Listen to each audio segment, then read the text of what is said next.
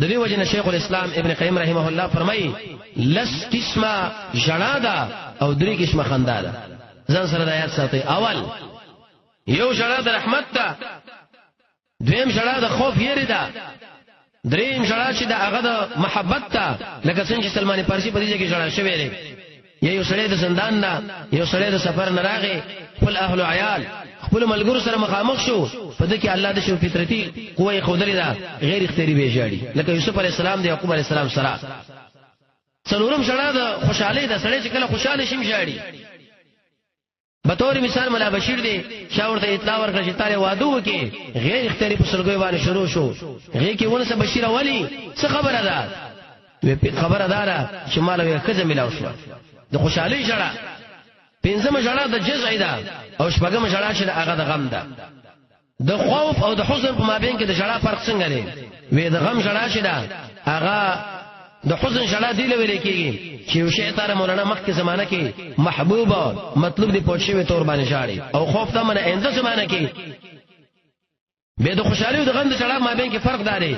د خوشحالي جړه چې ده وې په هغه وخت کې د اوخ کې خدا زړه خوشاله، او د غم جړه شه ده ویغه وخت د زړه ګرمي خپي او خچ د ګرمه ده، د اوخ چې وی دا وی ګرمي.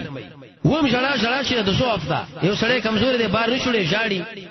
اتم جړه د نفاق ده، او نه هم جړه د هغه ده لکه سړی سو په سوال باندې روغواړي چې د علاقه کې تو جړه په دې مړي باندې لکه دې مړي کې جدا زنانه جاړي. رسول الله صلی الله علیه وسلم فرمایي کما زنانه چې په زور باندې جاړي په دې مړو کې ګریوانونه او مخونه وغیرہ وایي او توبه ته ونه باسي، رب العالمین مدور کمیس دی لور واغون. څومره خطرناک او څومره سخت خبره. لسم جړه د موافقت ده، یو سړی جاړي به صبر مو سره و جاړي، به یو بوکا ده اجي او یو بوکا حمزه باندې کم چې بغیر د حمزه نه ده حق جړه لوي کېږي چې هغه کې आवाज نه، او کم چې بوکا حمزه بکی حق جړه لوي کېږي چې هغه کې आवाज. بل قسمه مولانا سے خندا د خندان درې قسمه ده. یو خندا د خوشحالي ده، بل خندا د غصې ده.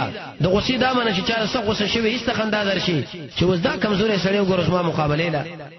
او دریم قسمه هغه خندا ده چې خلک د هغه کار نه خاندي، ته کومه کې خندسي حرکت وکي چې عام خلک ته خاندي نو ایست تعلم خندا درشي. نو سلمان فارسی فرمایي وی چې کله مې دقره تنزیل د هغه غونډه علامه معلومه کړه ځان مې په ورغورځه او خپلول مې وشړل مې محمد رسول الله ورته چې ولې آشنا پیګه سره وی ټول قسم ور باندې بیان کړه.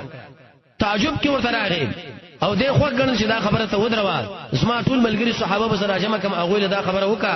وی چې دا خبره مې کله هغه له وکړه هغه هم تعجب کې ډېر انتهایی تعجب او ټول انتهایی په دې باندې خوشاله شو.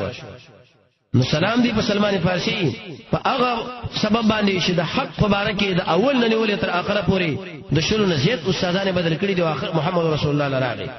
دویم سلام دی په سلمان فارسی چې کله د اسلام او ایمان په حقیقت باندې نظام پوي کې متصل ایمان پر مضبوطه. دریم سلام دی په سلمان فارسی په هغه ورځ باندې چې کله د امرش او په هغه ورځ باندې چې کله د ژوند کېږي او رب العالمین دې موږ تاسو له دې صحابي سي تابعداري نصیب کی. وصلی الله تعالی علی خیر خلقه محمد و آله و اصحابه اجمعین برحمتک یا ارحم الراحمین.